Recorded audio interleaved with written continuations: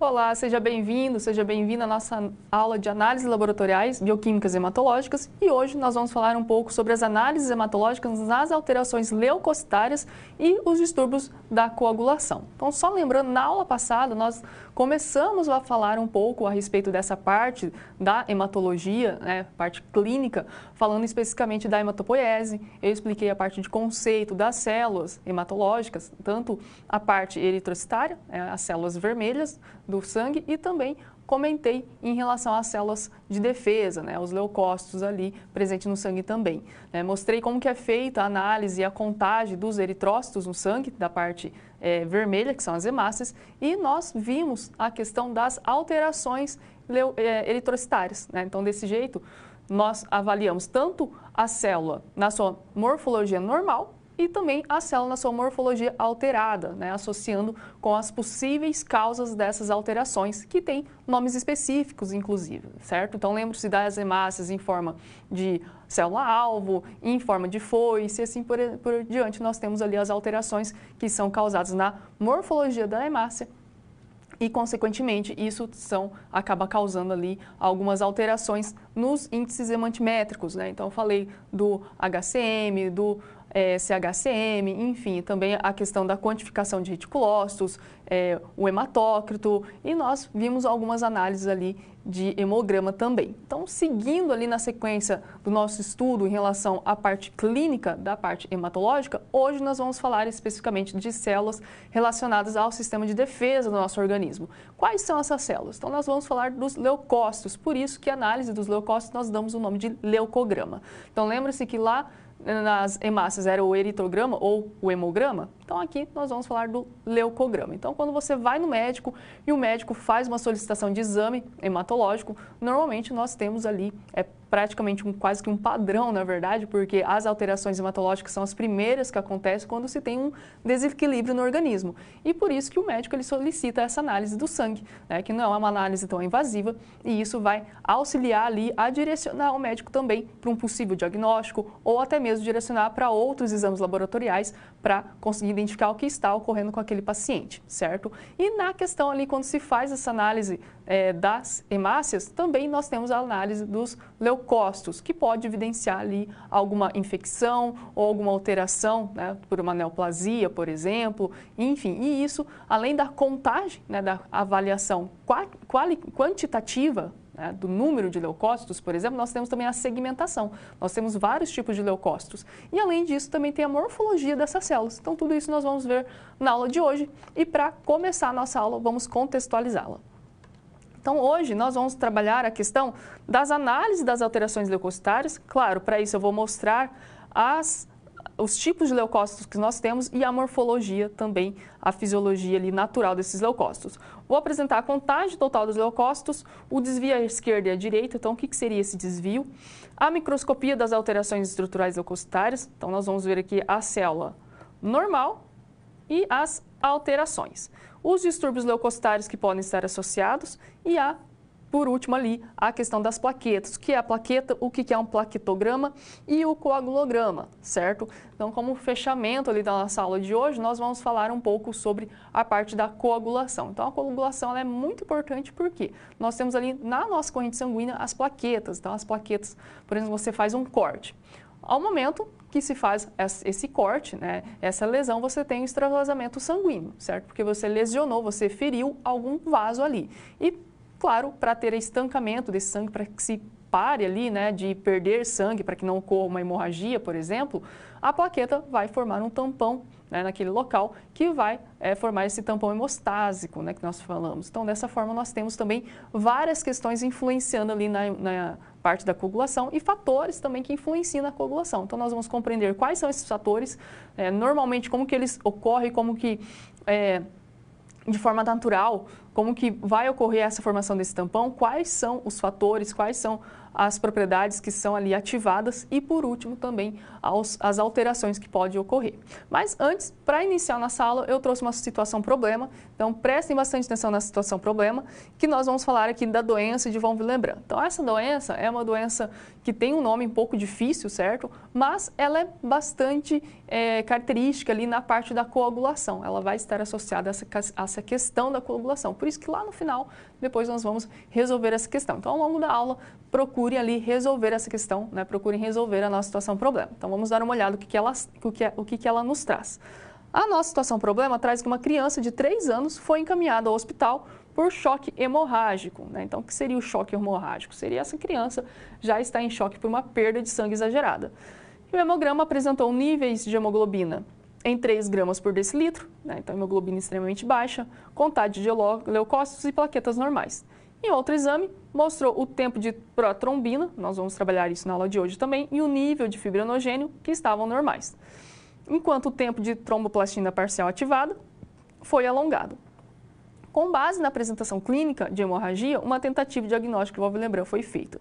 Então, descreva os procedimentos laboratoriais para o diagnóstico de válvula Lebrun e também compreenda ali quais são esses exames solicitados. Então, prestem atenção ao longo da aula para você conseguir identificar o que é uma contagem de leucócitos, o que significa as plaquetas normais, o tempo de protrombina e de tromboplastina ativada também. Então, ao longo da aula, procure ali também identificar o que significa essa doença de válvula Lebrun, né? Nós temos ali o fator de válvula Lebrun, que vai dar ali o nome da doença, certo? Então, procure ali responder a situação problema.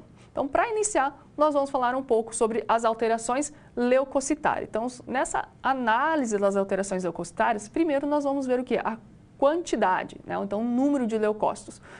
Consequentemente, se você tem um número elevado de leucócitos, provavelmente você tem alguma infecção, certo? O que acontece? No nosso sistema imunológico, quando você tem a invasão, né, você tem ali um agente agressor ou uma injúria tecidual, enfim, uma lesão causada ou não por micro-organismos, você tem a ativação do seu sistema imunológico, certo? E isso vai ser apresentado no leucograma. Então, o fato de você ter um aumento nos leucócitos totais, por exemplo, vai indicar que esse paciente está tendo alguma infecção ou alguma lesão, certo? Alguma perda ali também de sangue ou alguma lesão interna, até mesmo que nem sempre você consegue visualizar, mas através do leucograma você consegue compreender que algo está acontecendo com aquele organismo, certo? Então vamos compreender um pouco em relação a essas alterações. Então primeiro, o leucograma, nós precisamos compreender que ele traz as características dos leucócitos no sangue periférico. Então sempre, quando eu falo de eritrograma ou leucograma, é a análise das células sanguíneas a nível periférico. E as modificações fisiológicas do leucograma podem estar relacionadas à idade, ao sexo do paciente, então pode alterar ali fisiologicamente de acordo com essas características. Repouso ou exercício físico previamente à coleta de sangue é exigido, porque pode ter alteração. Estresse ou depressão também podem alterar esses níveis. Período do dia em que se coleta o sangue também. Gestação ou menstruação e condições ambientais. Então, são fatores que vão interferir nos resultados dos leucócitos. E esses resultados vão estar embasados em valores de referência. Então, sempre que a gente fala ali em analisar dados laboratoriais, nós vamos ter valores de referência, muitas vezes relacionados com a idade, com o sexo, ou apenas com a idade do paciente, certo? E quando nós falamos de contagem de leucócitos, então lembre-se que na aula passada eu falei da câmara de Neubauer, certo? Então a câmara de Neubauer, ela vai trazer ali um auxílio para realizar a contagem dessas células. Lembra-se que eu comentei, inclusive, dos quadrantes que nós temos ali na câmara de Neubauer, e onde eu até citei, olha, nesses quadrantes você faz A, B, C e D, lembra que estavam marcados com letras, você faz a contagem de leucócitos, mas como a aula passada era sobre os eritrócitos, nós focamos no centro ali desses quadrantes, e eu expliquei como que faria ali a leitura. E hoje nós vamos falar dos leucócitos, então vamos dar uma olhada na câmara de Neubauer, como que nós faremos isso. Então, primeiro que a contagem global de leucócitos é feita através do sangue coletado com EDTA, e essa contagem, esse sangue, ele vai ser diluído em um líquido chamado líquido de Turk, e cujo uso é feito à proporção de 1:20 ali em relação à sua diluição. E dessa forma se tem a pipetagem dessa amostra na câmara de Neubauer, né? Nós temos aqui uma lamínula de vidro posicionada sobre a câmara e a amostra é colocada nessa porção ou nessa porção. Lembre-se que eu comentei que existem dois locais onde nós temos os quadrantes e depois é feito a contagem no microscópio óptico. Então, vou apresentando aqui a câmara de Neubauer. Então, quando você quer contar os leucócitos na câmara de Neubauer, nós temos a contagem nesses 4 quadrantes. Sim? Lembrando que na aula passada nós falamos desse quadrante central, onde se faz a contagem das hemácias. Então, nessa questão, como nós temos 4 quadrantes, nós temos aqui o tamanho da área, e por isso que a contagem de leucócitos, nós temos ali a contagem de leucócitos, número de leucócitos que você conseguiu contar, dividido pela área, milímetros cúbicos por sangue, que seria ali o número de células vezes 20, que é a diluição, dividido pelo volume do sangue. Ou o número de células vezes 50, que seria ali a abreviação dessa fórmula, certo? Então, através dessa contagem e a multiplicação por 50, você tem ali o número total de leucócitos. E aqui eu trouxe os valores de referência, né? Então, vejam, homens e mulheres varia de 5 a 10 mil milímetros por cúbico, de criança de 7 anos acaba sendo um valor de 5 a 15 mil e recém-nascidos de 10 a 25 mil. Então, essa questão de compreender, de analisar a idade do paciente é muito importante e também na fase adulta a questão do sexo. E quando nós falamos da avaliação morfológica ou até mesmo a contagem desses leucócitos, não pela câmara de Neubauer, mas pelo esfregaço sanguíneo. Na semana passada nós também falamos do esfregaço sanguíneo, eu ensinei como que se faz ali o esfregaço e também a questão da coloração, e é um diferencial porque aqui você consegue identificar e analisar a morfologia, certo? Então, a morfologia das células vai trazer também a questão dessas alterações. E os leucócitos podem ser separados em 2 grandes grupos. Então, nós temos aqui os granulócitos, que apresentam granulações específicas ou secundárias em seus citoplasmas, e os agranulócitos, que não possuem essas granulações. Então, o que significa? Aqui é um exemplo. Na linhagem de leucócitos periféricos, nós vamos encontrar alguns tipos bastante característicos que eu vou falar na aula de hoje ainda. Certo? Então, nós temos aqui, por exemplo, os neutrófilos. Então, os neutrófilos apresentam o núcleo, então essa parte corada mais azulado ou roxo é o núcleo da nossa célula, certo? E esse núcleo, ele está lobulado. Lembra-se que eu até comentei que os leucócitos têm de 3 a 5 lóbulos, certo? Então, aqui nós temos ali um neutrófilo. Então, os neutrófilos, os eosinófilos e os basófilos, eles são granulócitos. Por quê? Porque no citoplasma você consegue visualizar a presença de grânulos. Comentei isso na semana passada também, quando eu mostrei cada célula. E os neutrófilos, ele apresenta grânulos mais finos, mas é possível visualizar. Os eosinófilos apresentam grânulos um pouco mais espessos e corado ali mais rosáceo ou mais alaranjado. E o basófilo, que apresenta grânulos ainda maiores, com a coloração próxima ao do núcleo, de forma que você quase não visualiza o núcleo nessas células. E, diferentemente, nós temos os agranulócitos, que são os linfócitos e os monócitos, certo? Então, nós temos aqui os linfócitos e os monócitos, também que vai caracterizar ali a questão da dimensão do núcleo em relação ao citoplasma, a coloração de ambos e também a ausência desses grânulos. Veja, olhando, você não vê os grânulos se você for comparar com as células anteriores que eu citei. E a contagem deve diferenciar qual a quantidade de cada célula, né, em relação ao número de leucócitos que você visualiza na lâmina, e também a questão, pode você ter ali o auxílio de um contador de células hematológicas, certo? Então, aqui, quando nós temos a análise hematológica, né, em relação ao esfregaço sanguíneo, primeiro, você vai identificar a morfologia eritrocitária, como eu já comentei na aula passada, mas é muito importante identificar a morfologia leucocitária, certo? Porque nós temos ali na periferia as células maduras, né? Os leucócitos maduros, que são esses que eu mostrei, os agranulócitos e os granulócitos.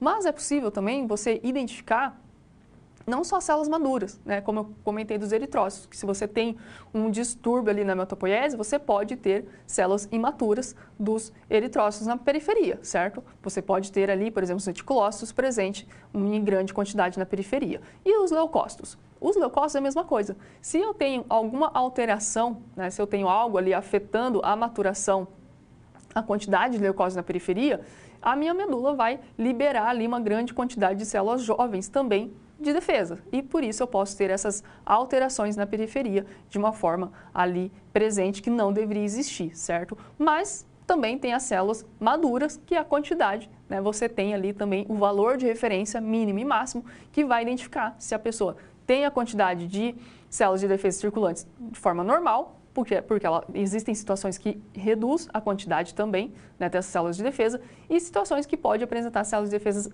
elevadas, alteradas, como é o caso de infecções, como eu comentei, certo?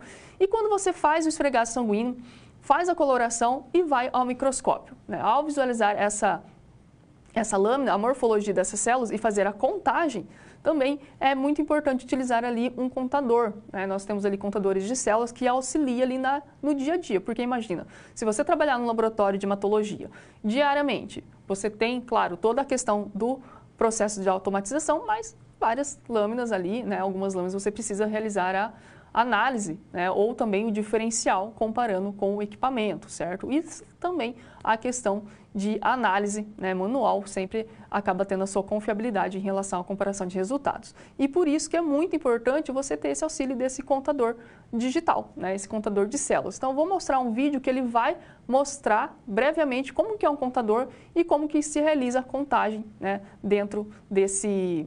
ao mesmo tempo que você está realizando a leitura da lâmina, você faz ali a contagem nesse contador, certo? Então, vamos dar uma olhada no vídeo.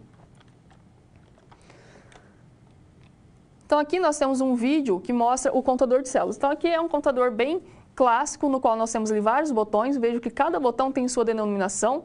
Os basófilos, os eosinófilos, mielócitos, metamielócitos são células jovens, bastonetes, segmentados, linfócitos e monócitos. Conforme você vai clicando em cada um deles, ele vai somando, certo? Vejam, conforme eu for apertando cada tecla, ele vai dando um número. No final, ao atingir 100 células, ele conta até 100, ele para de realizar a contagem. E quando eu clico em cada botão, ele vai me mostrar o valor total, o número total de células que eu consegui contar.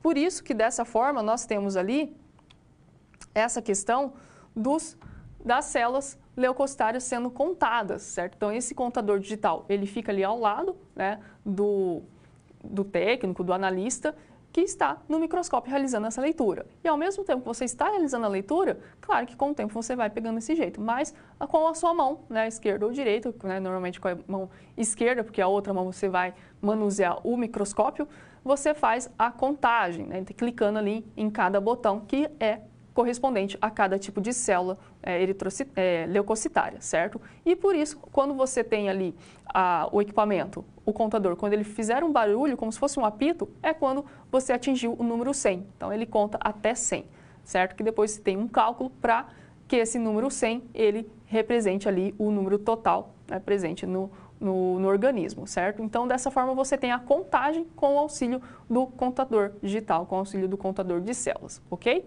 Aí, dessa forma, você consegue identificar cada célula que foi contada ao longo do período e se torna muito mais rápido também essa análise. Então, voltando aqui, vamos avaliar uma análise, uma contagem que foi feita. Então, aqui nós temos o valor absoluto dos leucócitos, né? Ou seja, você tem, por exemplo, em uma análise de quantitativa de leucócitos, é liberado o valor relativo, que seria a porcentagem de leucócitos, e o valor absoluto, certo? O que significa isso?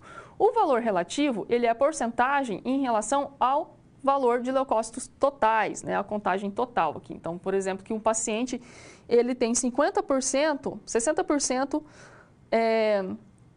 em um paciente que tem 1.000 leucócitos. Vai representar o quê? Vai representar que esse paciente tem 600 neutrófilos, por exemplo. Aqui nós já temos a segmentação em relação aos tipos, certo?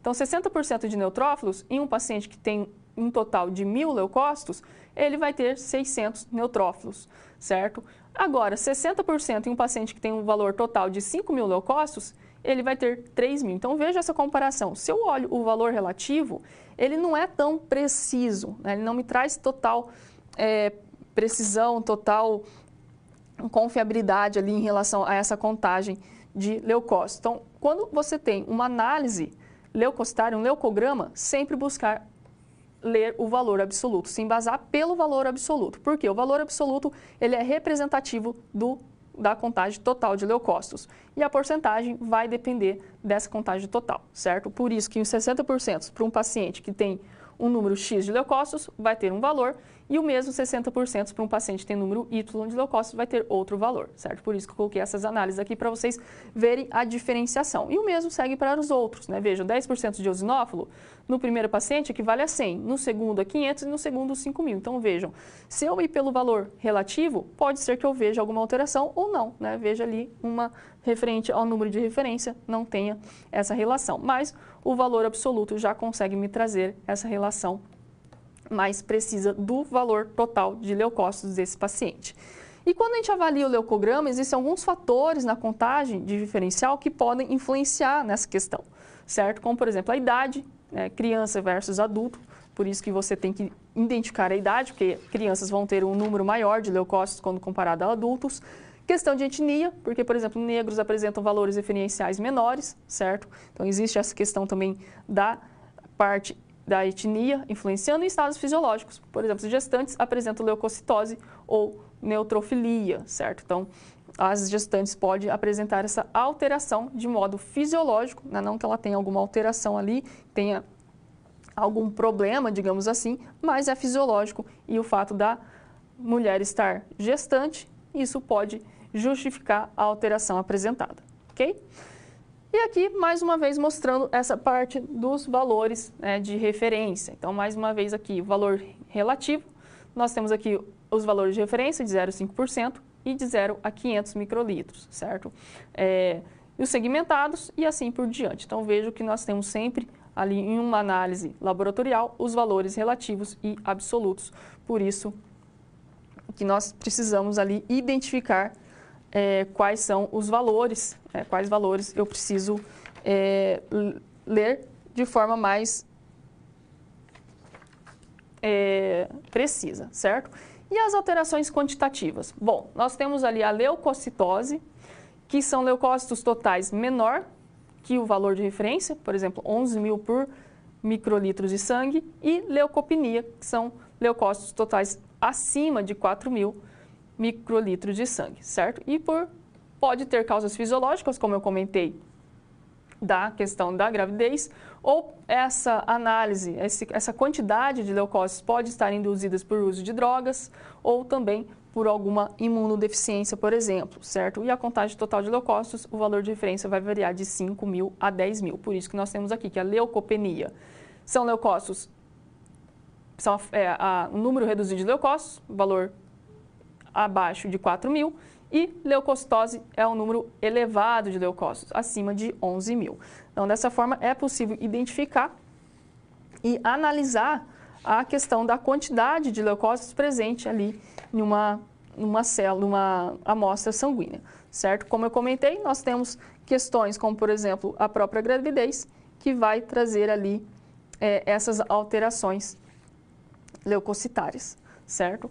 E nós temos questões fisiológicas, né, questão da própria, o aumento de leucócitos, que dá o nome de leucocitose, que vai ter ali a gravidez e o estresse, por exemplo, pode aumentar esses leucócitos. Ou questões patológicas também, como doenças mieloproliferativas ou linfoproliferativas, que aqui já entraria a questão das neoplasias, como, por exemplo, a leucemia, né, mieloide ou linfóide. Então, nós temos ali também um outro tipo de alteração, que é a reativa, que é observada em processos infecciosos e inflamatórios. Então, por isso que muitas vezes na análise, numa análise de leucograma, você não consegue, de fato, muitas vezes ali, fechar o diagnóstico, porque é muito inespecífico. Você consegue compreender que existe alguma alteração, certo? Você consegue compreender se esse número de leucócitos está elevado ou está reduzido, e também avaliando ali o número dos segmentados, você consegue identificar.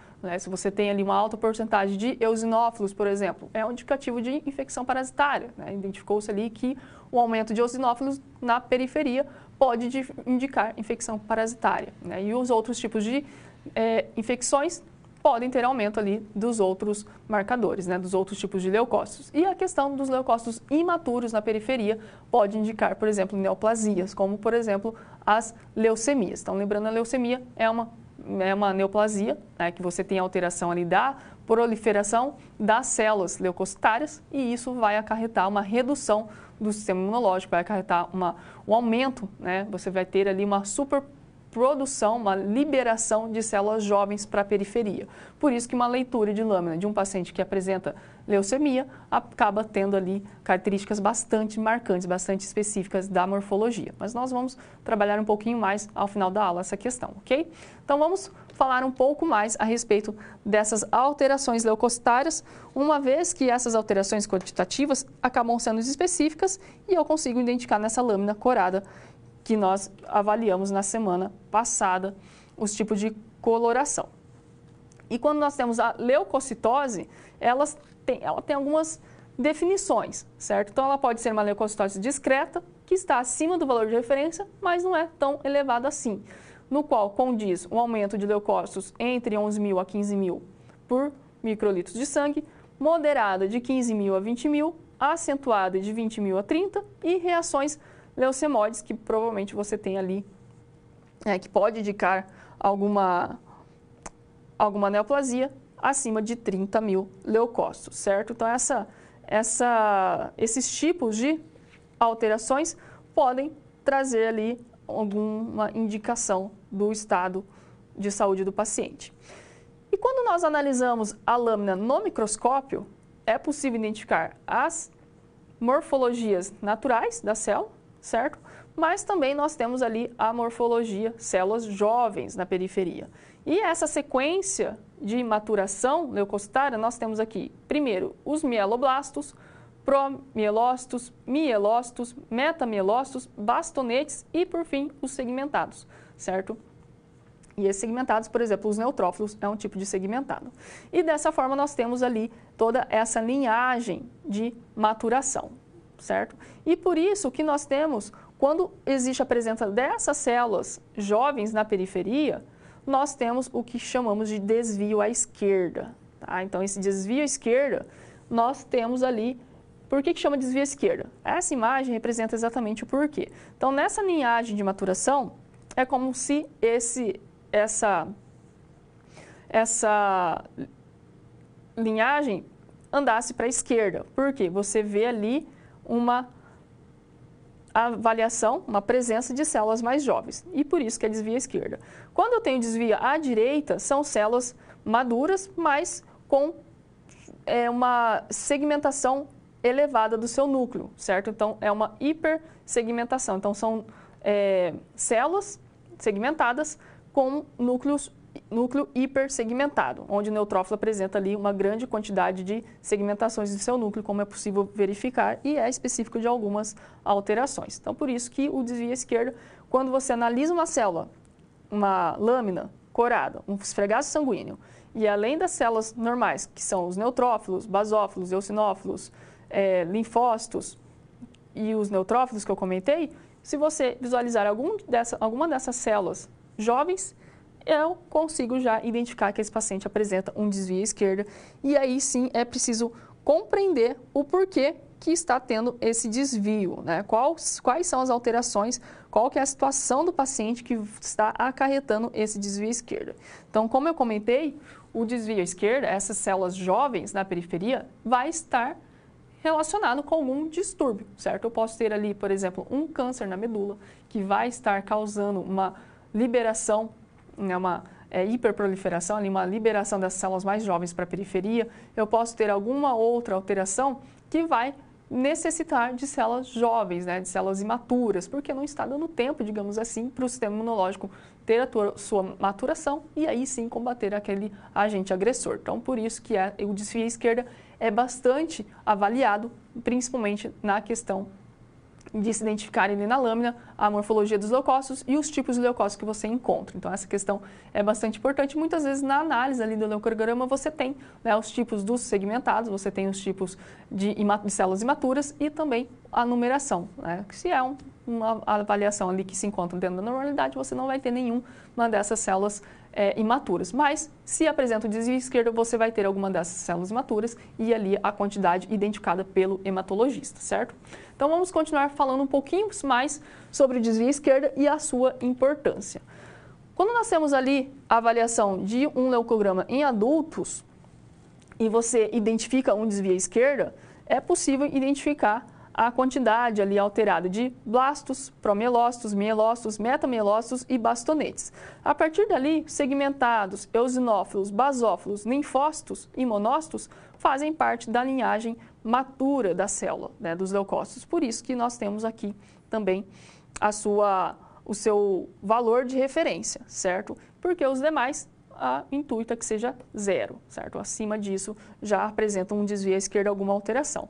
E nós temos ali duas situações que podem levar ao desvio à esquerda. Então, existem processos infecciosos que causam esse desvio à esquerda e também nós temos ali a leucemia linfóide que causa esse aumento também, certo? Então, nós temos essa mobilização, digamos, das reservas medulares sob estímulo, que podem ser esses processos, né? Tanto infeccioso como a presença de leucemias. E dentro ali da análise, né, avaliando a morfologia, nós temos ali a questão das granulações tóxicas, certo? Então, existe significado clínico também em relação à presença de leucocitose e leucopenias, né? Porque é fundamental que na análise da morfologia leucocitária em lâminas coradas, você identifique também essa presença dos grânulos, essas granulações tóxicas, por exemplo. Então, nós temos ali algumas alterações morfológicas dos neutrófilos. Então, lembra-se que os neutrófilos, eles têm as granulações tóxicas, certo? Eles têm os grânulos no seu citoplasma, mas, dentre essas alterações, nós temos as granulações tóxicas, que são essas granulações mais evidenciadas nos neutrófilos, que não é algo tão comum de se encontrar, e quando se encontra, possivelmente é uma alteração ali causada por alguma infecção, ou por doenças crônicas, ou pelo coma diabético, necrose, tumores malignos e até mesmo a gravidez pode causar essa alteração, certo? Então, a granulação tóxica são formações granulares que se apresentam no citoplasma dos neutrófilos e refletem uma perturbação em sua maturação normal, certo? Por isso que você tem ali, de forma mais evidenciada, esses grânulos. Outra alteração que também é possível evidenciar é a presença de vacúolos no citoplasma. Então, os microvacúolos no citoplasma, microvacúolos citoplasmáticos, que são áreas mais claras. Então, veja, parece que são pequenas bolhas, certo, presentes nesse citoplasma. Então, são áreas mais claras que não são coradas no citoplasma e, principalmente, nos neutrófilos aparece esse vacúolo, certo? E representa o estágio final da digestão do material a ser fagocitado e posterior fagocitose. E isso vai ter um significado clínico em relação ao paciente pode ter uma inflamação, septicemia, ingestão moderada de álcool. E essa vacuolização, essa presença de vacúolos, pode ser um indicativo também ali para a avaliação dos neutrófilos e da situação do paciente em si. Então, esse é um achado laboratorial que é possível se encontrar como alteração morfológica dos neutrófilos. Outra questão também são o aumento do número de segmentos, certo? Então, aqui, lembra que eu comentei, inclusive, do desvio à direita, né, onde nós temos ali neutrófilos com o núcleo hipersegmentado? Então, lembre-se que os neutrófilos, eles apresentam segmentação do núcleo, mas essa segmentação vai variar de 3 a 5 segmentos ali, certo? E quando você tem um aumento, né, acima desse valor, acima desse número de segmentações, nós temos ali os neutrófilos polissegmentados. Então, como significado clínico, pode ser evidenciado devido à deficiência de vitamina B12 e ácido fólico, doenças crônicas como rins e fígados, uremia e drogas citotóxicas, certo? E acaba tendo também outras alterações qualitativas que podem ser evidenciadas em infecções mais graves, como a inclusão citoplasmática, denominada corpúsculo de Doyle. E apesar de sua ocorrência não ser restritamente a infecções, pode estar presente ali em queimaduras graves e até mesmo outros quadros de infecção, no qual nós temos ali as células que são ativadas, né? São células virais, por exemplo, os vírus que podem agredir, podem invadir o organismo e a própria invasão ali desse vírus pode causar essas alterações, certo? Então, são alterações leucocitárias que normalmente você acaba encontrando em uma lâmina de esfregaço de sangue e essas alterações dos neutrófilos acaba dando uma direção ali maior, tanto para o analista quanto para o médico também, certo? Além das alterações que eu comentei, questão do desvio à esquerda, onde você vai analisar, vai identificar a morfologia de células imaturas, células leucocitárias imaturas, que aí vai ser um indício de que essa medula, né, que você tem ali a liberação de células jovens para a periferia e algum distúrbio, alguma alteração está ocorrendo que está ocasionando esse consumo, digamos assim, essa necessidade de células jovens na periferia do sangue. Por isso que a alteração, por isso que um exame de sangue simples, né, aparentemente simples ali, tanto o eritrograma quanto o leucograma, nos diz muito sobre o paciente. E por isso que é um exame bastante pedido, né, na rotina laboratorial. É um exame que você vai realizar com frequência, certo? E esse exame diz muito, não só em relação ao diagnóstico do paciente, mas também a questão da saúde desse paciente, a evolução da doença, se ele já apresenta uma doença diagnosticada, uma doença instalada, uma doença crônica, por exemplo, e também a questão do tratamento desse paciente. Se esse paciente, por exemplo, tem uma anemia e está fazendo ali a suplementação com ácido fólico, com B12 ou ferro, depende muito do tipo de anemia daí. Aí você consegue também identificar se esse paciente tem uma infecção associada, tem alguma outra alteração, certo? Se é um paciente de doença renal crônica, ele pode ter ali outras alterações que vai levar ali não só as alterações morfológicas, mas também a própria anemia. Aí eu tenho a junção da análise do leucograma e do eritrograma, ok? Então vamos agora para o nosso momento de interação. Vou deixar aberto aqui o chat para você mandar a sua pergunta e logo nós voltamos, né? Eu vou voltar aqui respondendo a sua pergunta. Aproveitem para enviar as perguntas de vocês, né? Pode ser dessa aula, pode ser da aula anterior e voltando eu respondo cada questão.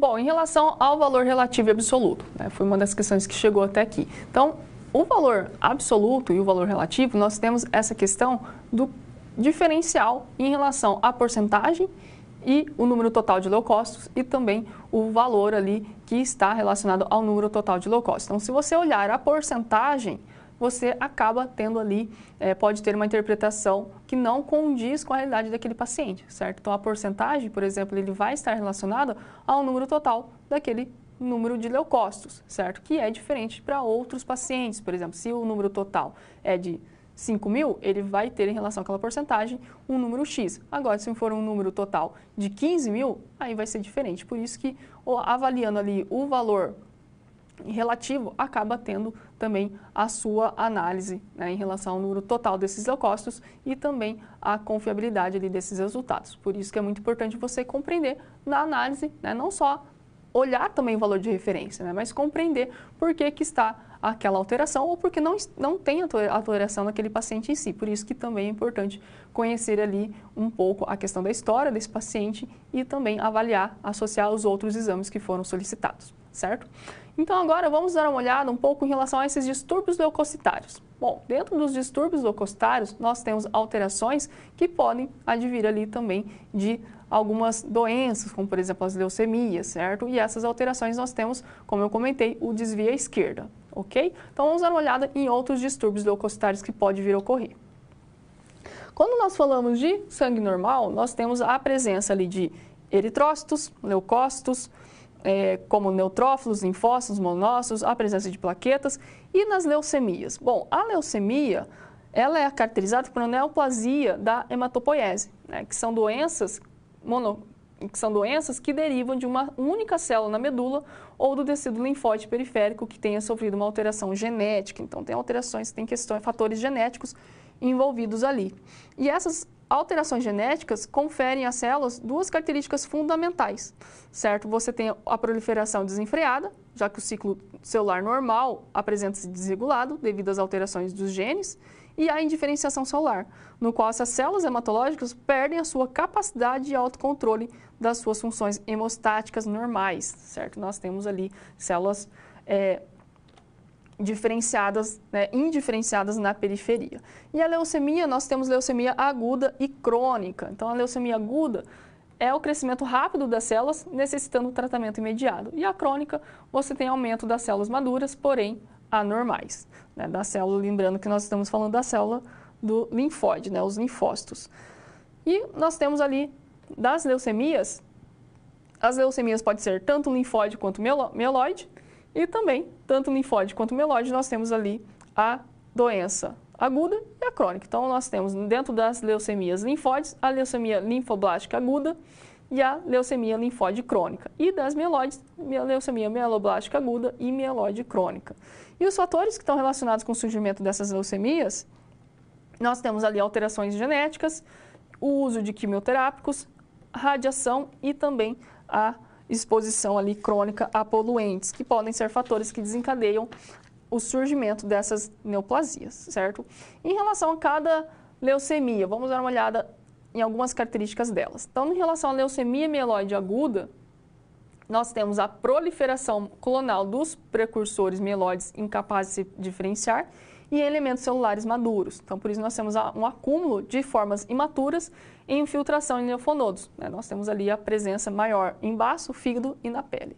E na leucemia mieloide crônica, nós temos a doença mieloproliferativa de células pluripotentes que mantém sua capacidade de diferenciação e amadurecimento. Então, aqui nós temos uma desordem clonal que evolui para uma transformação blástica terminal. Então, 90% dos pacientes apresentam cromossomo Filadélfia na presença ali, nessas células mieloides, certo? E na leucemia linfoblástica aguda, é um câncer pediátrico mais comum e acaba afetando os adultos também. É gerado um linfoblasto que não amadurece e, por isso, não se transforma em uma célula sanguínea funcional e acaba tendo substituição da medula normal por células malignas e potencial infiltração em outros tecidos. E a linfóide crônica, frequentemente em adultos acima de 50 anos, proliferação descontrolada de linfócitos que não conseguem realizar suas funções primordiais, e aí nós temos a produção de células, mas ainda nós temos a produção e a presença de células saudáveis nesse tipo de leucemia, ok? Então, o aspecto chave das leucemias é a questão das características das células em cada lâmina. Então, aqui é um exemplo. A leucemia mieloide aguda, nós temos ali a presença de células em uma série de mutações genéticas nas células tronco mieloide que resultam na formação de blastos, células que ficam presas, digamos, em um estágio anterior ao seu amadurecimento, certo? Em relação à leucemia linfoblástica aguda, nós temos também a questão das características de linfoblastos do sangue periférico na medula em relação à sua presença. Então, vejam a característica dessas células, o tamanho do núcleo e o vacúolo, como eu falei ali, da presença de cromossomo Filadélfia, seria esses vacúolos aqui, essa parte mais clara dentro dos núcleos. Então, nós temos ali que os linfomas costumam ser classificados em linfomas também do tipo Hodgkin e não Hodgkin. Então, quando nós falamos de linfomas, além de falar das leucemias linfóides agudas, crônica e mieloide aguda e crônica, nós temos também, no qual se predomina os linfócitos imaturos, né, os linfócitos mais maduros, digamos assim, nós também temos a diferenciação em relação aos linfomas tipo Hodgkin e não Hodgkin. E por isso nós temos ali a questão que o linfoma também é classificado. Então, quando nós falamos de linfoma Hodgkin, o linfoma Hodgkin ele se espalha de forma ordenada de um grupo de linfonodos para outro grupo. Então, vai acometer ali os linfonodos, certo? E o linfoma não Hodgkin, ele se espalha de maneira não ordenada e pode começar em qualquer lugar do corpo, né? Não é ali centralizado dos linfonodos. Então, a diferenciação laboratorial dos linfomas costuma envolver biópsias dos linfonodos, né, exatamente por essa caracterização de onde ele surge, e da medula, além de ensaios imunofenotipagem, para caracterizar o tipo de linfócitos envolvidos. Então, as células, temos indicadores clássicos dessas neoplasias, como células de Redi-Steinberg. Então, essas células nós também caracterizamos como olhos de coruja. É visto em linfomas de Hodgkin. Então, aqui, ó, esse é um exemplo de células que tem essa caracterização ali, como se fosse olhos de coruja, como a própria denominação se caracteriza, certo? E o linfoma de Hodgkin é marcado pela presença dessas células e acaba diferenciando ali em uma análise, né, uma biópsia, a presença dessas células e diferenciando ali a presença de linfomas, se é um linfoma de Hodgkin ou não Hodgkin. Então, aqui nós temos uma lâmina, né, uma biópsia de um linfonodo que traz essa célula bastante característica nesse tipo de linfoma. Em relação aos mielomas, eles são classificados como doenças linfoproliferativas, certo? E é também uma doença que, assim como os linfomas, são restritos, é linfoproliferativa, mas eles são restritos aos linfócitos B e plasmócitos monoclonais e vão apresentar principalmente a sua função secretora de anticorpos, né, também chamados de gamoglobulinas, que acabam estando alteradas. E os tipos mais comuns de condições dessa categoria incluem mieloma múltiplo e gamopatias monoclonais mais raras. Então, são questões também genéticas, essa questão é importante, genéticas que vai acometer ali o paciente e acaba tendo essas alterações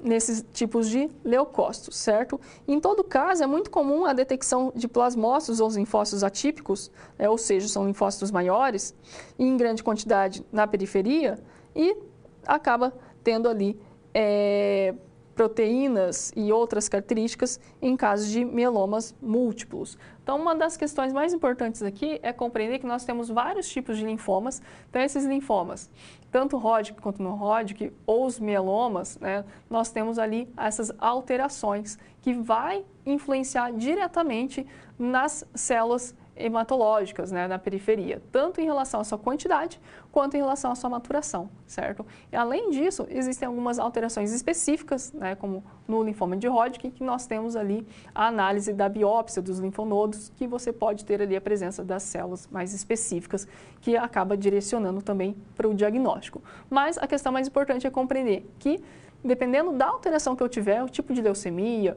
o tipo de linfoma, enfim, eu tenho ali células diferenciadas, né, células que têm a característica, a morfologia diferente da célula normal. Por isso que primeiro nós compreendemos a morfologia dos leucócitos normais, né, os segmentados, os eosinófilos, basófilos, enfim, e também o desvio à esquerda e toda essa parte imatura dessas células e que pode vir a ocorrer. Então, a presença de blastos, por exemplo, em uma leucemia, são aquelas células maiores, né? Veja que o núcleo dela, você sempre busca comparar as células em relação ao tamanho das hemácias, por exemplo, certo? E você consegue ter um comparativo ali interessante em relação ao seu tamanho. Ou comparar ao neutrófilo de tamanho normal, né, o neutrófilo segmentado normal. E dessa forma é possível compreender qual que é o tamanho dessa célula. Porque se você visualizar apenas as células, sem fazer nenhuma comparação, fica muito difícil compreender se aquele tamanho é um tamanho normal, se é um tamanho exacerbado e também a proporção do núcleo com o citoplasma. Isso também é bastante característico em células imaturas. Então, normalmente, células imaturas vai ter um tamanho maior e também vai ter uma proporção maior, né, um núcleo maior e uma proporção entre núcleo e citoplasma menor, ok? Que foi que nós vimos ali nas células, né, nas biópsias e também no esfregaço sanguíneo de pacientes que apresentam leucemias, ok? Então, vamos falar um pouco mais sobre a questão do plaquetograma e do coagulograma. Bom, em relação ao plaquetograma e coagulograma, nós temos que compreender que quando você tem uma lesão, tanto interna quanto externa, né, se você fizer um corte no dedo ou uma lesão interna, né, alguma que vai ferir o vaso sanguíneo, e dessa forma nós temos ali também a questão de extravasamento de sangue, você acaba tendo a hemorragia, se caso eu não tiver ali a formação de um tampão plaquetário, certo? Se eu não tiver a formação de um tampão plaquetário, eu acabo tendo o extravasamento exacerbado de sangue, que é característico de uma hemorragia. Então, esse extravasamento de sangue vai nos trazer a questão da perda de sangue, né? Não só de líquido, mas também a perda das células de defesa, perdas de células hematológicas, né, células eritrocitárias, perda de hemoglobina, vai causar uma anemia ao paciente e também a questão da pressão arterial. Você está perdendo o volume de sangue e isso também vai afetar a pressão arterial do paciente, certo? E por isso que quando você tem uma lesão que vai agredir o tecido dos vasos, né, você vai lesionar esse vaso sanguíneo, para que não ocorra esse transvasamento de sangue de forma exagerada, nós temos toda a questão da homeostasia do nosso organismo, certo? Então, buscando ali o equilíbrio, o nosso próprio organismo tem o recrutamento de plaquetas no local, também tem a formação de fibrina, né, através de toda a cascata de coagulação que eu vou explicar para você, e dessa forma nós temos o tampão plaquetário sendo formado, certo? Então, esse tampão plaquetário vai manter esse sangue, né, o que nós falamos, tem estancamento do sangue ali, né? Vai manter esse tampão plaquetário até que o tecido se regenere, né? Tem ali a proliferação celular e o tecido volte, né, tem ali a cicatrização do local, certo? E esse tampão plaquetário vai sendo ali consumido, né, vai ser digerido ali pelos macrófagos, pelas células fagocíticas do sangue, ó, conforme vai tendo o reparo tecidual. Então, como que ocorre essa coagulação, né? Como que ocorre o fator de coagulação, né? Sem essa coagulação do sangue, nós não conseguiríamos ali ter esse tamponamento. Outra questão importante, existem exames que são feitos laboratorialmente para você identificar se aquele paciente tem a coagulação normal, né? Imagina você precisa realizar uma cirurgia.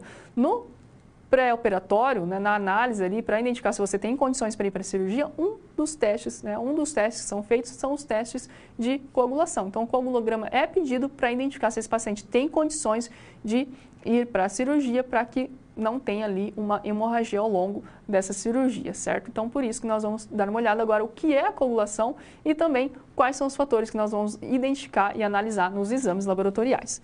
Então, quando você tem um sangramento, é o que eu comentei, você tem ali a lesão do vaso, o extravasamento de sangue, então, primariamente, as plaquetas chegam ao local e com a fibrina você tem a formação desse tampão, certo?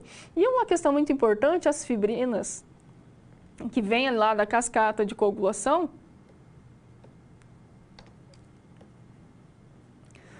nós temos as plaquetas. Então, o que são as plaquetas? As plaquetas são fragmentos de células, certo? E essa célula nós damos o nome de megacariócito. Então, fragmentos de megacariócitos são as plaquetas, né? Essas plaquetas circulantes, que na lâmina, no esfregaço de sangue, nós vimos essas plaquetas como essas pequenas esferas, bem menor que as hemácias, corados em uma coloração mais azulada, mais roxa, certo? Uma coloração mais escura. E essas plaquetas que são recrutadas para o local quando se tem a lesão tecidual. Quando se tem a lesão tecidual, o próprio tecido libera o fator de Von-Willebrand, certo? E esse fator de Von-Willebrand liberado, porque ele está presente dentro das células da parede do vaso, quando você tem um rompimento dessa célula, ele libera o fator de Von-Willebrand e é esse fator de Von-Willebrand que vai recrutar e ativar as plaquetas. Por isso que a plaqueta sabe onde ela tem que se agregar, onde ela tem que se fixar, exatamente por causa do fator de Von-Willebrand liberado quando se tem a lesão, ok? Em relação à cascata de coagulação. Bom, quando a gente estuda a cascata de coagulação, é preciso compreender que nós temos duas vias, a via intrínseca e a via extrínseca, certo? E nós temos fases, então nós temos, por exemplo, a fase de início, que é a fase de iniciação, a fase de amplificação e a fase de propagação. Bom, em relação às vias, né, então nós temos, de acordo com a via que é estimulada, por exemplo, se eu tenho uma lesão, eu vou estimular, vai ativar a via extrínseca e dessa forma, fatores teciduais serão ativados e convertidos até que eu chegue aqui na via comum. Então, na via comum, novos fatores serão convertidos até que eu tenha a conversão de protrombina em trombina e, por fim, a conversão de fibrinogênio em fibrina. Então, lembre-se que eu falei que a fibrina é importante para o tampão e a cascata de coagulação vai servir para um único fim, que é a formação de fibrina, ok? E dentro dessa cascata de coagulação, nós temos toda essa questão das fases. Então, nós temos ali a fase de início, que existe a exposição do fator tecidual ao sangue, tanto por mecanismo de lesão tecidual como por mecanismo de ativação endotelial. E além do endotélio, o fator tecidual também é expresso em monócitos, plaquetas, micropartículas, enfim. E o fator tecidual se une ao fator 7A, e esse fator forma um complexo que acaba ativando outros fatores, como o fator 9 e 10. E o fator 10 é ativado e acarretará a formação de pequenas quantidades de fator 2A, então seguindo aqui, que vai formar as quantidades de trombina, certo? E na parte de amplificação, nós temos a formação do complexo da fase, na parte intrínseca, composto pelo fator 9A e o cofator 8A, certo? E nós temos ali a intensidade. Por que amplificação? Porque é uma intensidade de 50 a 100 vezes maior na ativação desses fatores se a gente comparar com a fase inicial, certo? E a propagação, nós temos ali a geração de fibrina, resultante na estabilização do trombo plaquetário. Então, dessa forma, nós temos vários fatores, e aqui nós temos cálcio, que faz parte, que se você tem a deficiência de cálcio, pode interferir na cascata de coagulação, presença o potássio também, enfim, existem outros fatores, outras substâncias que podem afetar ali a coagulação, porque vai afetar a cascata de coagulação. E por isso que nós temos testes que vão avaliar. Então, esses testes podem avaliar tanto a questão da cascata de coagulação ou também a questão da fragilidade do vaso. Então, nós temos, por exemplo, a prova do laço. Prova do laço bastante feita ali com pacientes com suspeita de dengue, por exemplo, facilmente executável, mas ela acaba sendo bastante inespecífica. Então, deve ser executada pela metodologia de Rumpel-Lid, que é utilizando o sfigmomanômetro de pressão média, ao invés do garroteamento no antebraço. E você, pela prova do laço, avalia a fragilidade do capilar. Já vou explicar a prova do laço como que é feita. O tempo de sangramento, TS, facilmente executável também, mas precisa de uma padronização técnica, e avalia o mecanismo de vaso plaquetário geral. E o teste de agregação plaquetária, também existe um equipamento específico, o agregômetro, e possibilita análise seriada com múltiplos agentes agregantes em comparação dos resultados. E o teste de retração do coágulo vai avaliar a capacidade de agregação plaquetária por meio da retração que as plaquetas executam no tampão recém-formado, difícil de padronizar também, certo? Então, dessas daqui, que nós vamos ver aqui a prova do laço, por exemplo. Então, a prova do laço é um método bastante recomendável, e é descrito por Rumpel-Lid, e é verificado através da pressão arterial e calculado a média da pressão arterial, certo? Então, nós temos aqui, mediante da compressão do esfigmonômetro no braço, por 5 minutos no adultos e 3 minutos em crianças, até o surgimento de petequias. Então, o que é petequias? São esses pontos avermelhados no braço, essas pintinhas vermelhas. E quando surgir essas petequias, desenhar um quadrado de 2,5 a 2,5 centímetros no antebraço e contar o número de petequias após o tempo indicado. E dessa forma nós temos ali a indicação, dependendo do número de petequias presente dentro desse quadrado, pode ser um indicativo de fragilidade vascular, e é muito característico isso ser apresentado em dengue, por exemplo, a dengue hemorrágica, certo? Então, é um exame fácil de ser realizado, não invasivo, e por isso é muitas vezes feito em pacientes com suspeita de dengue hemorrágica. Mas existem medicamentos que podem interferir, como, por exemplo, ácido acetilsalicílico ou anti-inflamatórios não esteroidais, que pode causar um falso positivo, certo? Então, o paciente também deve identificar quais medicamentos ele faz uso ou fez uso recentemente, Então, aqui é um exemplo para você visualizar a questão das petequias no braço do paciente, ali no antebraço do paciente. Outra questão importante é o tempo de sangramento. Então, nesse teste, perfura-se cerca de 1 milímetro de profundidade com o uso de lanceta, que é uma lâmina, certo? lesando apenas pequenos vasos e um processo envolvido na hemostasia primária. Então, isso é feito normalmente no lóbulo da orelha, né, esse corte, e coleta-se com um papel de filtro as gotas de sangue eliminadas, naturalmente sem pressionar a pele ao redor do ponto de perfuração. O lóbulo da orelha é o mais indicado local, né, acaba sendo bastante executado nesse local. Então, sem realizar a pressão no local, coleta-se o sangue com papel de filtro de forma natural. Recomenda-se cronometrar a cada 30 segundos a coleta das gotas de sangue e, com base na quantidade de gotas coletadas, calcular o tempo gasto para estancar a hemorragia. Se você tiver um tempo de sangramento prolongado, provavelmente você tem alguma alteração, ou alguma fragilidade no vaso, ou alguma alteração nos fatores de coagulação, na cascata de coagulação. Então, de forma geral, o tempo de sangramento avalia a função plaquetária em vivo, né? Ou seja, no próprio paciente. E deve ficar bastante atento em relação ao rigor técnico, porque como cada pessoa faz, pode ter as suas alterações ali, certo? Em relação à sua execução. E apesar de fácil execução, né, o teste vem caindo em desuso pela falta de padronização, baixa sensibilidade, variabilidade também em referente, cada pessoa vai fazer de um jeito.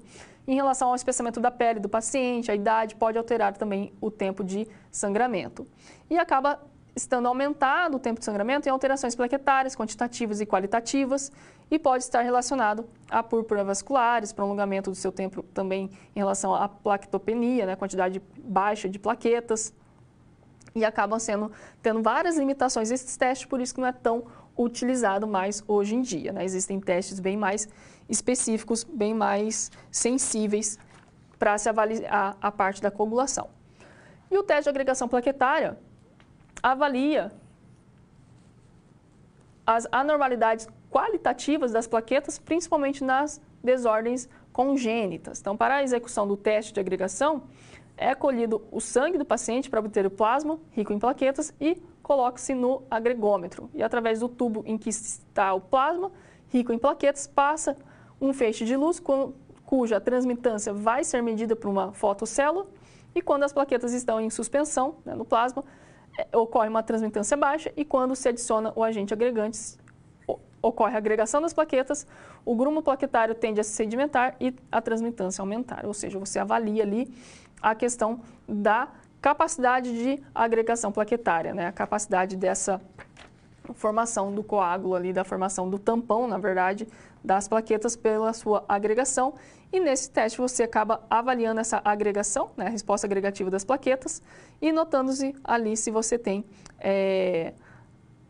pode ter alteração devido ao uso de algumas substâncias, a questão também fisiológicas do paciente, e, em suma, acaba se destacando esse teste de agregação, identificando o local, né, de efeito de hemostasia primária e detectando também através do histórico do paciente e associando com outros testes, certo? Mas, como eu falei, existem testes laboratoriais que acabam sendo bem mais específicos, bem mais sensível que esses testes que eu comentei, né? Melhor que a prova do laço, teste de tempo de sangramento, certo? Como, por exemplo, o TAP e o KPTT, né? Então, esse TAP e KPTT são o tempo de tromboplastina e protrombina, né? Bastante utilizado, bastante pedido também. E quando a gente tem ali a avaliação de um coagulograma, muitas vezes esses dois testes são avaliados, são pedidos e acaba tendo também a sua confiabilidade e você acaba avaliando a via, né, a via intrínseca e a via extrínseca da cascata de coagulação. Então, esses testes, eles trazem também essa análise se tem alguma alteração na cascata de coagulação, não só em relação à ativação dos fatores, mas que pode estar sendo interferida por outras, pela falta de algumas substâncias que compõem a cascata de coagulação, como eu comentei, presença de cálcio ou de fosfato também, certo? Então, vamos dar uma olhada nesses testes. Em relação ao tempo de protrombina, ou o famoso TAP, ele vai avaliar a via extrínseca, certo? E é aqui que nós temos a presença do cálcio, ó. Então, se um paciente que tem uma deficiência de cálcio na sua circulação, no seu organismo, possivelmente vai ter uma deficiência na via extrínseca e pode ter um prolongamento do tempo de protrombina, certo? E essa protrombina, ela é realizada adicionando o plasma descalcificado, ou seja, você coleta o sangue com o o tubo de coleta de tampa azul, que tem citrato de sódio, que é um fator, uma substância que vai manter os fatores de coagulação. Então, considerando-se que a protrombina é convertida em trombina em um tempo uniforme, a adição de cálcio com quantidade conhecida de cloreto de cálcio produz a coagulação do plasma. Então, o tempo entre a adição do cálcio e a coagulação é chamado de tempo de protrombina. E dessa forma, nós avaliamos a via extrínseca e a via comum. Por isso que é possível avaliar os fatores 7, 10, 5, 2 e o próprio fibrinogênio, certo? E assim, o tempo de protrombina, ela vai estar associada a casos de deficiência de fibrinogênio e também fatores, como comentei, deficiência da vitamina K, fatores, né, que estão associados à deficiência de cálcio, entre outros. E, por outro lado, nós temos o tempo de tromboplastina parcial ativada, o KPTT, que vai avaliar a via intrínseca e a via comum.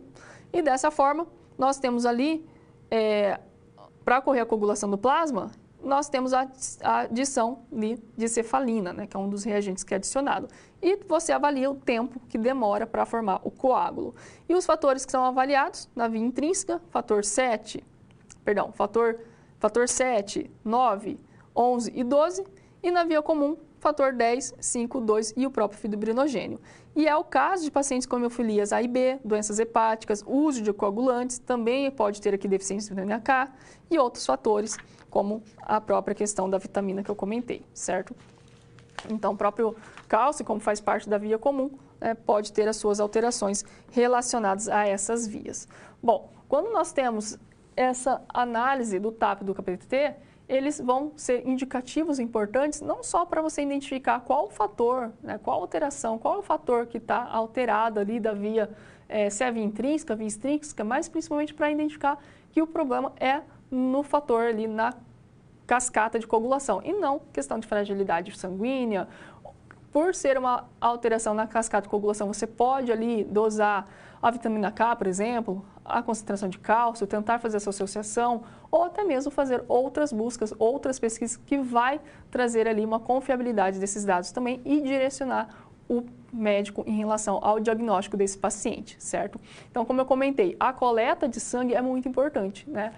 Quando a gente fala de coleta de sangue, nós falamos da fase pré-analítica. Então, nós temos ali a fase pré-analítica, que é antes da análise laboratorial, a fase analítica, que é a fase laboratorial, e pós-analítica, que é depois da análise laboratorial. A emissão de laudos, a interpretação dos resultados, ali o diagnóstico e o tratamento do médico do paciente em relação ao médico, enfim, isso é o pós-analítico, certo? Mas o que nós estamos falando e trabalhando na disciplina é a fase pré-analítica, onde você tem a coleta do material, você tem o trabalho desse material, e também o armazenamento, o transporte desse material, certo? E se você tem ali, por exemplo, quem fez a coleta de sangue, fez a coleta em um tubo com anticoagulante inadequado, eu já tenho ali uma inviabilidade dos resultados dos testes. Por isso que essa amostra, ao chegar no laboratório, o laboratório vai inviabilizar essa análise e vai solicitar uma nova coleta de sangue, certo? Vai causar ali uma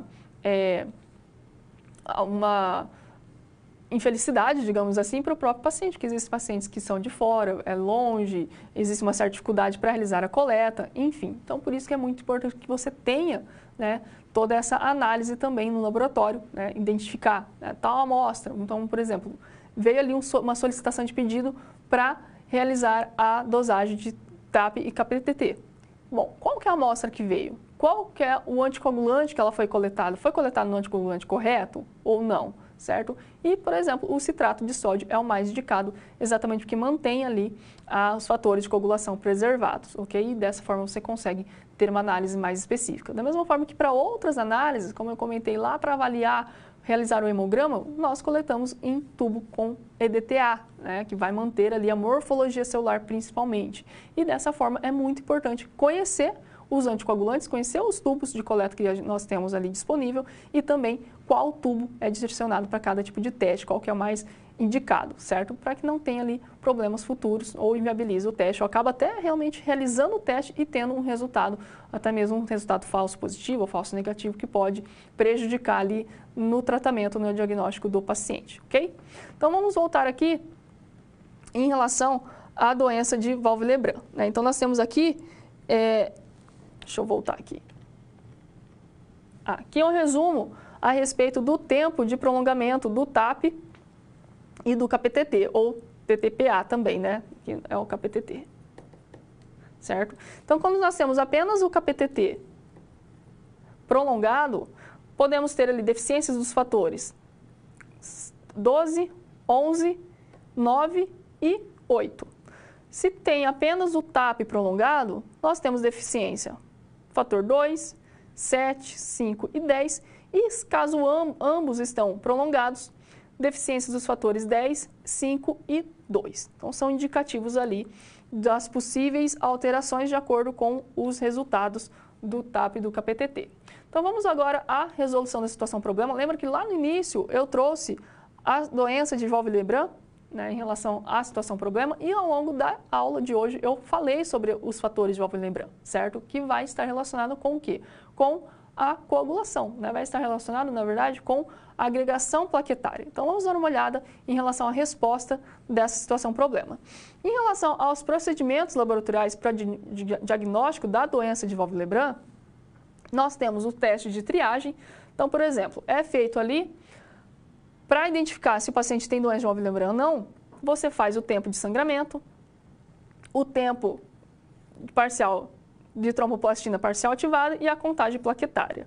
Para que tenha a confirmação, é feita de forma mais específica a atividade de fatores de coagulação, como fator 8, antígenos, identificar antígenos de fatores de Wolff-Lebrun, com a análise imunológica, a atividade com o fator de histocetina e a capacitação ali da ligação de fator Wolff-Lebrun ao colágeno. E testes especiais, aglutinação, padrão multimérico de fator Wolff-Lebrun, aqui já são testes mais específicos em relação ao fator de Wolff-Lebrun, apresentando ali peptídeos, subunidades, questão da ativação intraplaquetária, enfim. Então, é mais para identificar e para demonstrar que o fator de Wolff-Lebrun ele é extremamente importante para a agregação plaquetária, certo? Ele não vai compor a cascata de coagulação, tá? Mas ele vai compor ali, é um fator que está presente dentro das células epiteliais, né? Dentro das células do epitélio vascular. E quando você tem o rompimento dessas células do epitélio vascular, você tem a liberação desses fatores para a corrente sanguínea, né? Esses fatores vão para a periferia e você tem ali a ativação. Então, as plaquetas vão se ligar a esse fator de Wolff-Lebrun e o fator de Wolff-Lebrun vai ativar as plaquetas e vai promover a agregação plaquetária. Por quê? Porque normalmente na corrente sanguínea as plaquetas elas não se aderem à parede do vaso, porque se elas fizessem isso elas não estariam circulando, certo? Então, naturalmente, você tem as plaquetas circulando, né, pela corrente sanguínea, junto com as outras células sanguíneas, e exatamente pelo fator de Wolff-Lebrun, quando ele é liberado, as plaquetas, elas se aderem, né, ao vaso. Então, elas começam a se aderir ao vaso e elas vão tendo ali um processo de rolamento, digamos assim, até chegar ao local onde ela precisa se fixar e fazer o tampão, certo? Então, é o fator de Wolff-Lebrun que, ao ser liberado, vai indicar as plaquetas onde elas devem se aderir e também indicar as plaquetas que elas devem se ativar. E essa ativação vai causar essa agregação plaquetária no local onde foi feito ali essa lesão para ocasionar futuramente esse tamponamento, certo? Aí, lógico, com as plaquetas mais a fibrina, formando esse tampão plaquetário que eu comentei, ocorrendo a hemostasia ali do local até que se tenha todo o reparo tecidual do local que foi lesionado, certo? Então, aqui nós vamos para a nossa situação, testando o conhecimento. Então, eu vou deixar aqui uns minutinhos para vocês mandem no chat, tá? Em relação à pergunta, certo? Então, a pergunta é o seguinte, né? Então, qual fator pode causar alterações morfológicas nos neutrófilos? Bom, em relação às alterações morfológicas nos neutrófilos, existem fatores que acabam sendo mais específicos, certo? Não só em relação às neoplasias, mas também a deficiência de algumas substâncias, né? De algumas vitaminas, por exemplo. Então, mandem aqui no chat em relação a essa deficiência. Quais deficiências, né? Quais vitaminas, quais substâncias que a deficiência no nosso organismo pode causar essas alterações na morfologia dos neutrófilos, ok? Já eu volto, aproveito também para mandar suas perguntas e logo eu volto respondendo essa questão e respondendo as perguntas.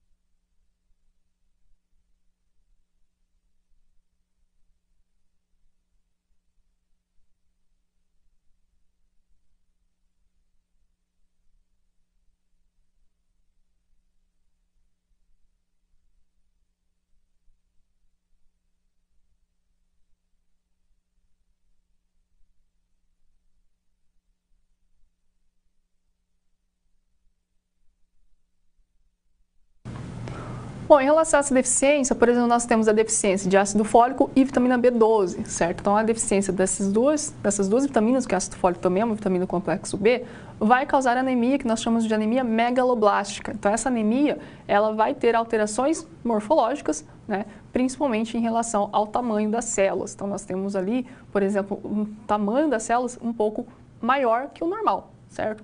E esse tipo de anemia pode causar esse tipo de alteração nos leucócitos, ok? Então, a deficiência dessas vitaminas, claro, o tratamento é simples, você faz a reposição dessas vitaminas e você tem ali a normalização, né, desse estado, né, da questão dessa anemia presente nesse paciente. Então, lembrando que nós temos vários tipos de anemia, não só a anemia por deficiência de ferro, que é a mais comum, né, a anemia ferropriva, mas nós temos também anemias por fatores genéticos, como talassemias, por exemplo, ou até mesmo a anemia falciforme, que é aquela anemia no qual os eritrócitos apresentam formato de foice, que eu comentei, também tem fatores genéticos associados, ou até mesmo a anemia por deficiência de vitamina, que é a anemia megaloblástica, que é por deficiência de vitamina B12 e ácido fólico, ok?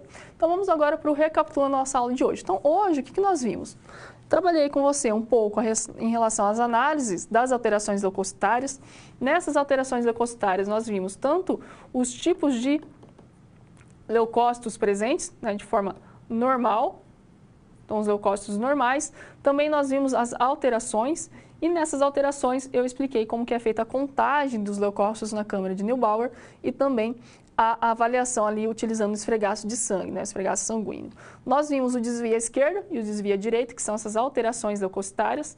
Então, essas alterações, nós temos ali o desvio à esquerda, que são células imaturas, células jovens, né, leucocitárias, que são liberadas da medula para a periferia, que podem ser causadas por infecções ou por neoplasias.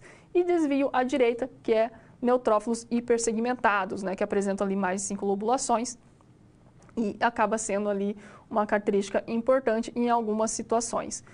Distúrbios leucocitários, então nós falamos ali especificamente os tipos de leucemia, né, mieloide e linfóide, trazendo a questão da leucemia aguda e crônica, os tipos de células leucocitárias presentes na periferia, as células indiferenciadas, células maiores, células também que apresentam um núcleo maior e o tamanho dessa célula também maior.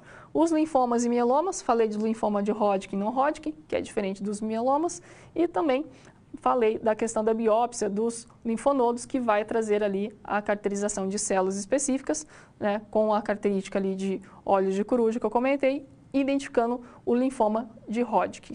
Os distúrbios mieloproliferativos, nós trabalhamos ali por final o plaquetograma e coagulograma. Então, nesse plaquetograma e coagulograma, falei o que é a plaqueta, né? Também trabalhamos em relação aos distúrbios da coagulação e dentro dessa parte da coagulação, eu falei sobre os fatores de coagulação, certo? E os testes laboratoriais são feitos não só físicos, como o tempo de sangramento, que você faz um corte, né, no lóbulo da orelha, por exemplo, a questão também da prova do laço, né, que você avalia a fragilidade vascular, mas nós temos 2 testes específicos, TAP-CAP-TT, que são feitos laboratorialmente, né, de forma automatizada, muitos laboratórios hoje, e você consegue avaliar ali qual via da cascata de coagulação está tendo alteração e quais fatores você pode estar tendo essas alterações, e depois podendo identificar de forma específica qual é o fator ali que você tem essa alteração, que pode ser por fator genético ou por fatores ambientais, ou até mesmo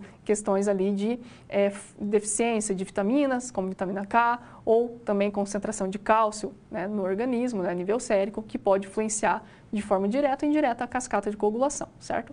E dessa forma nós fechamos essa segunda parte, né, nós fechamos essa aula, que também trabalhou a parte de hemácias, né, de hemácias e leucócitos, trabalhou a parte da hematologia, certo? Então, nas próximas aulas nós vamos trabalhar agora as questões bioquímicas. Então, aqui nós fizemos esse fechamento da parte hematológica.